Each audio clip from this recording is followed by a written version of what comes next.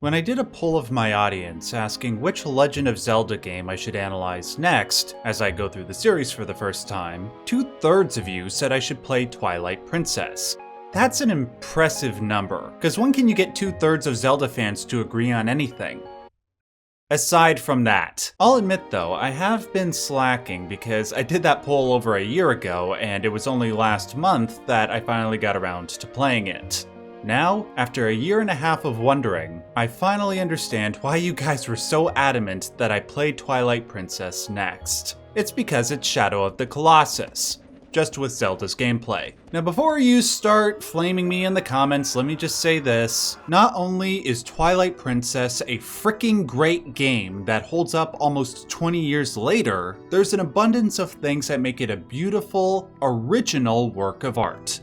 But let's be honest, I'm not the only one to point out the many things in the game that are similar to Shadow of the Colossus. Long stretches of barren land that you cross alone with your horse. The use of bloom lighting effects, popularized by Shadow of the Colossus and its predecessor Ico. The lost civilizations you uncover that share similar looking architecture. The protagonist wielding a sword made of light, the existence of creatures made of shadow, a boss fight where you fight an eel underwater by stabbing its weak points. What the heck is this? Well, after doing some research, I found out that the directors for both Twilight Princess and Shadow of the Colossus were not only friends, they openly have talked about how their games have inspired each other. Specifically, how the climbing mechanics in Colossus were similar in Breath of the Wild, and how the bosses in Colossus, didn't mean for that to rhyme, were designed to be like mini Zelda dungeons. Given this information, I don't think it's unreasonable to theorize that Fumito Ueda and Eiji Aonuma have willingly shared notes with one another and consciously borrowed elements from each other's games in order to make them better.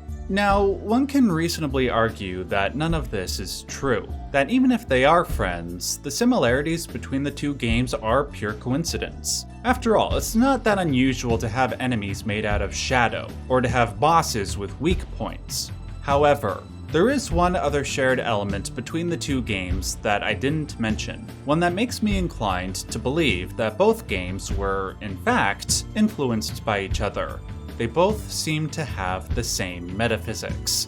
Not only that, when I started looking at the ways in which the magic systems in both games aligned, I started to uncover some things about Twilight Princess's lore that I don't think anybody ever noticed. I refer to things like the turquoise lettering that we see on the skin of the Twilight race and their architecture, or the serpent iconography that we see on their clothes, the masks of the shadow beasts, and Zaun's throne room. Today, I'm going to expand upon these long-running mysteries and more, but before I do, I will kindly ask that if you like this video, please make sure to give it a like. That helps me out a lot. Also, if you like the work I do here and want to help ensure its continuation, please consider supporting me on Patreon or joining my YouTube member section. I will leave links to both in the description box below. Finally, there are, of course, major spoilers ahead for not only both games, but also two other games that occupy the same world of Shadow of the Colossus, that being the aforementioned Ico and The Last Guardian. Now, let's start by looking at the basic similarities. The main similarity between those three games and Twilight Princess is that they are predicated on the idea that every aspect of life is a mixture of light and shadow. This fact is demonstrated in the Team Ico games, primarily, when various characters are stripped of their light essence and turn into black, ghostly apparitions. In Ico, boys with horns are sent to the Evil Queen's castle. There, they're stripped of their light essence so it may be used to prolong the Queen's life. In Shadow of the Colossus, we see this division happen with the Colossi when they die, and a shadow takes over them. The same thing happens with the main character Wander when he gets stabbed at the end of the game. In The Last Guardian, it's not boys with horns, but seemingly random children that are brought to the game's villain, known as the Master of the Valley. It divides a child's light essence from its dark essence, placing the light essence into barrels that are then fed to the Trico species. I'll come back to the purpose of that essence in a second, because it's important. first, let's turn to Twilight Princess. That game features the Twilight species, which are beings made of both light and shadow, which is obviously appropriate given that their world, like the very concept of Twilight, rests on the boundary between day and night. But alongside that, they all appear to have this glowing turquoise lettering on all their bodies. Immediately, I was reminded of the children from The Last Guardian, whose bodies also had turquoise lettering on them. But this color scheme carries over to Ico and Shadow of the Colossus as well, typically with the eyes of the shadow creatures. Initially, as I said a moment ago, I thought that this turquoise substance, when I came across it in The Last Guardian, was the essence of light. But after having played Twilight Princess, I'm now inclined to think of it as a third substance that sits alongside light and darkness. Now, what is this third substance? Well, the answer to that is where the mind-blowing stuff lies. Follow me here. About 6 years ago, two titans of the Team Ico fan community, known as WeSee and Nomad Colossus, came across an unused cutscene from a preview build of Shadow of the Colossus. That cutscene featured various illustrations from the 16th century physician and occultist Robert Fludd. When I looked into the meaning of these illustrations and Fludd's theory surrounding the occult, I found that they bore striking similarity to the game's magic system. To Fludd, every aspect of life was a mixture of three elements: light/order, darkness/chaos, and a substance which he referred to as both the waters and the spirit of the Lord. When the light of God acted upon the dark chaos at the beginning of time, this birthed the Spirit. This concept was deeply inspired by the Paracelsian medical movement of the 16th century, which posited that every aspect of life had a Trinitarian makeup, reflecting the initial state of the Christian God. For instance, Paracelsus believed that every aspect of life was made up of three primordial elements: sulfur, salt, and mercury. He also believed this division corresponded to a human's spiritual and physical makeup, in that they were a mixture of soul, body, and spirit.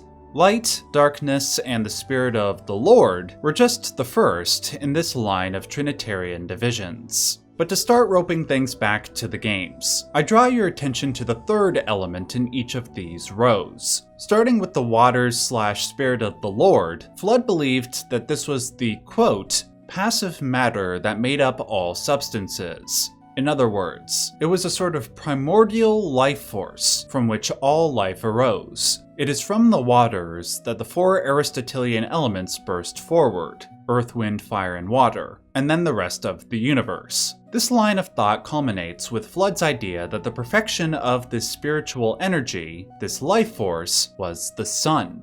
Quote, "It was the light of the Lord informing the chaos, which resulted in the formation of the world. And it was the same divine light arising from the Spirit which on the fourth day was formed into the sun and received into the ethereal heaven." The universal spirit of life, the waters, was also conveyed through the light of the sun, which passes through and forms part of the air around us. Keep this idea of the sun equaling the spirit of the Lord in the back of your mind, because it's going to pay off later. For now, allow me to articulate the obvious point I'm trying to make. If we take this concept of this life force, which underlies all substances, and apply it to both Twilight Princess and the Team Ico games, a lot of things start to line up. Starting with The Last Guardian. The barrels of life force, let's call them, appear to birth butterflies in its raw form. The same is true with the Easter egg barrel in the Shadow of the Colossus remake, although these same butterflies are seen littered throughout the game world, adding more credence to the idea that this substance underlies everything. This does not seem to be the only purpose of the substance though, for its application can be found everywhere, with the turquoise glow found on contraptions, to weapons, to clothing, to architecture. In Ico, as I said before, it appears that the evil queen has the horned boys drained of this life force so that she may prolong her own life, and not fall to shadow like everybody does upon their death.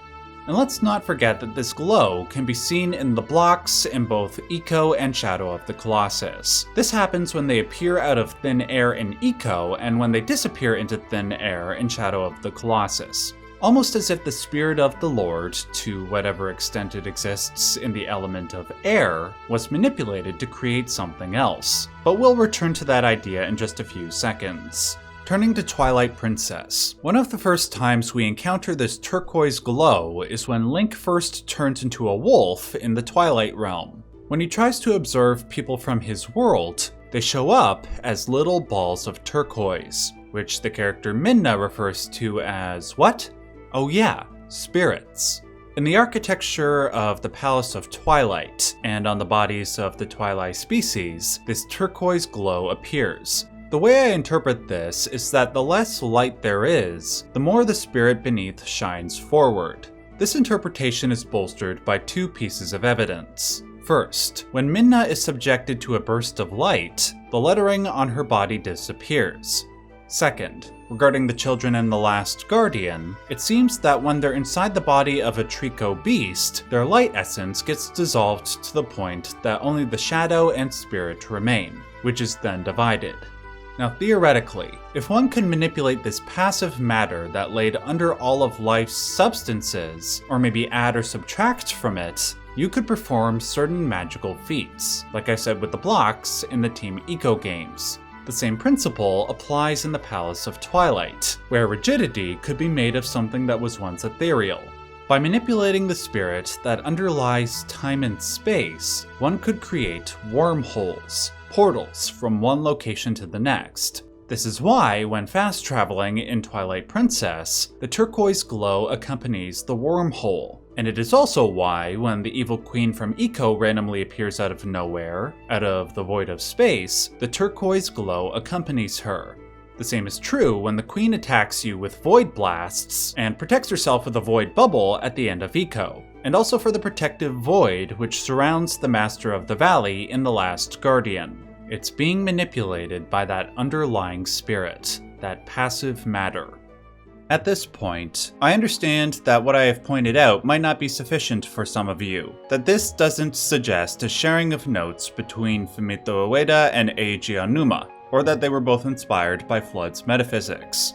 That said, I have one more piece of evidence that I think will, at worst, make my assertions seem reasonable, and at best, leave your mind blown. I refer to the game's serpent symbolism, specifically the two-serpent caduceus, seen everywhere in the Twilight's iconography. It appears on Midna's helmet, on the piece of jewelry hanging from her forehead, on the heads of the shadow beasts, on the back of the Mirror of Twilight, on the character's aunt's robes, and in his throne room. As far as I'm aware, there is no reference to a dual serpent god in Twilight Princess or in Zelda lore generally. So what is the purpose of it here? Well, what mythological figure is most famous for wielding a caduceus wand? That would be the Roman god Mercury. And what is the chemical compound that Paracelsus and Flood equated with the human spirit and the spirit of God? Once again, Mercury. In the occult tradition, both Mercury and the alchemical derivative, Mercurius, were seen as both world-creating spirits, and spirits that underlay all of creation. Mercurius specifically took on multiple forms, due to the fact that its spirit underlies all matter in the universe. But it did take on two canonical forms. One is the chemical form of Mercury, and the other is a dual-headed snake or dragon. When it was depicted in this latter form, it's often seen uniting two opposing elements, like sun and moon, male and female, or light and darkness, for it was born from opposite elements and can move between them. Thus, what better symbol could there be for the Twilight species to worship? A species born of light and darkness and which can manipulate the substance, the spirit that emerged from both. And to put the final cherry on top of my theory, remember how I said that the sun in Floodian theory was the source of the Lord's Spirit? How appropriate is it that with so many depictions of this two-headed serpent, it is associated with or coiled around what appears to be the sun? Of course, the sun cannot fully exist in the Twilight realm, so the Twilight had to compensate by creating their substitute, the Sol, which of course is Latin for sun, and appears to be made of that same turquoise life force, emerging from Sol and sun. While none of this is definitive, I do think what I've put forward is reasonable and fun to think about. It also gives us some potentially greater insight into the history of Twilight culture and the dark interlopers that preceded them. Maybe they were banished to the Twilight realm as some sort of ironic punishment, because they wanted to develop a magic that partook of both light and dark. Anyway, that will do it for this video. Thank you very much for checking it out. Remember to give it a like before you click off, and leave a comment if you have any thoughts or criticisms. Finally, if you liked my analysis, you will certainly like my other videos on Zelda, which are displayed on screen now. Until next time, remember to stay safe and stay yellow.